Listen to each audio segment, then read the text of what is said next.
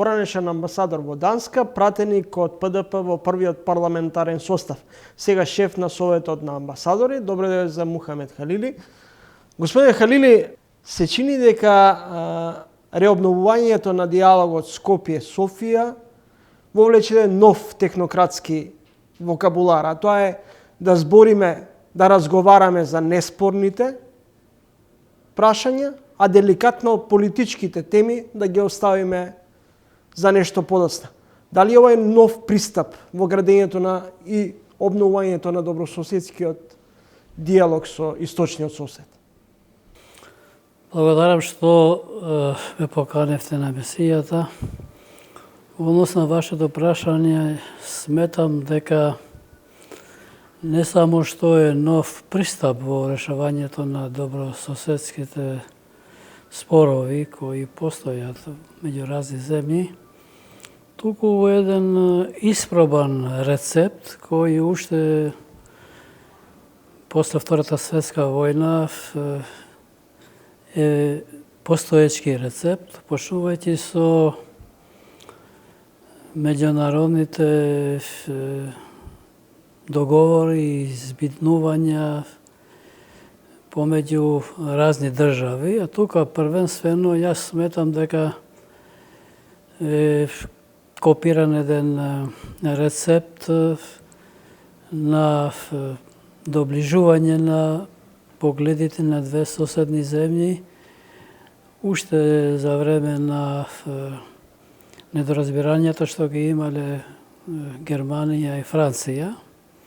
И овој концепт кој е иницииран тогаш од страна на францускиот председател Де Гол и германскиот канцелар Конрад Аденауер, ги дала и придобивките, така што двете земји се спогодиле да годишно имат размена на председатели на држави, на министри за надворешни работи, да основат многу комисии од областа на првенствено јазичните прашања, образованието, економијата, социјалата и да основат групи и раководители на групи, првенствено министри за надворешни работи, кои ќе ги следат тие збиднувања и конечно ќе дават и нивни препораки.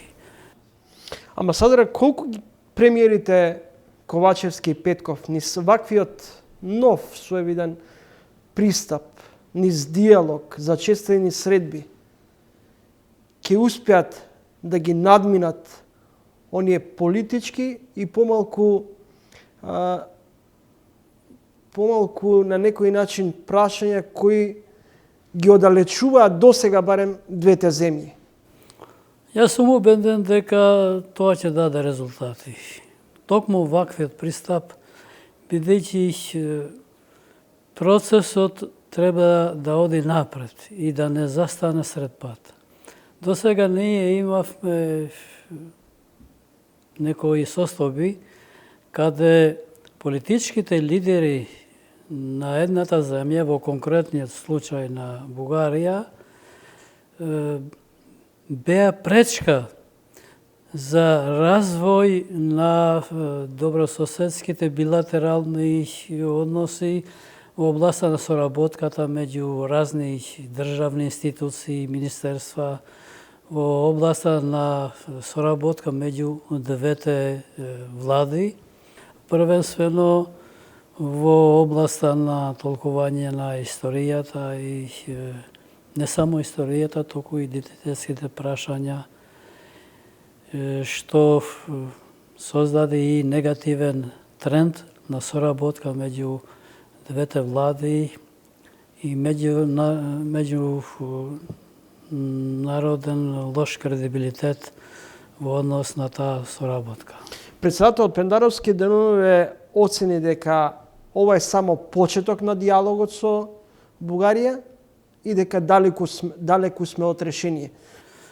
Зависи како се толкува тоа далеко од решение. Иако јас сум на мнение дека и не може да имаме ad hoc брзо решение. А вистина е тоа дека овој процес на диалог кој сега е започнат меѓу државните раководители на двете земји ќе допринесе во ублажување на разликите. И не мислам јас дека тоа преку ноќ ќе ги создаде посаканите резултати, меѓутоа ако не се создава клима на соработка, ако не се создава една атмосфера на добра соработка, тогаш и многу други години треба да чекаме до посаканите резултати. На крајот од овој разговор може ли да ни се случи реприза на сценариото прво со зачленувањето во НАТО, кога извисивме? Сега истото да ни се случи и со ЕУ. Без договор со Бугарија, да не можеме да ги отпочнеме преговорите и наместо пакет, како што начелно се најавува, во пакет со Албанија, сепак Албанија да го стартува диалогот со Брисел, а Македонија натаму да продолжи да тапка во место.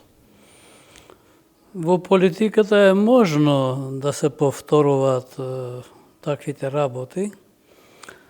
И јас лично сега не мислам дека тоа така може да биде, од причина што веќе имаме активен диалог меѓу двете влади на двете суверени држави и имаме и лична и волја и една општествена клима која оди во насока да ги ублажи недоразбирањето и да ги реши споровите.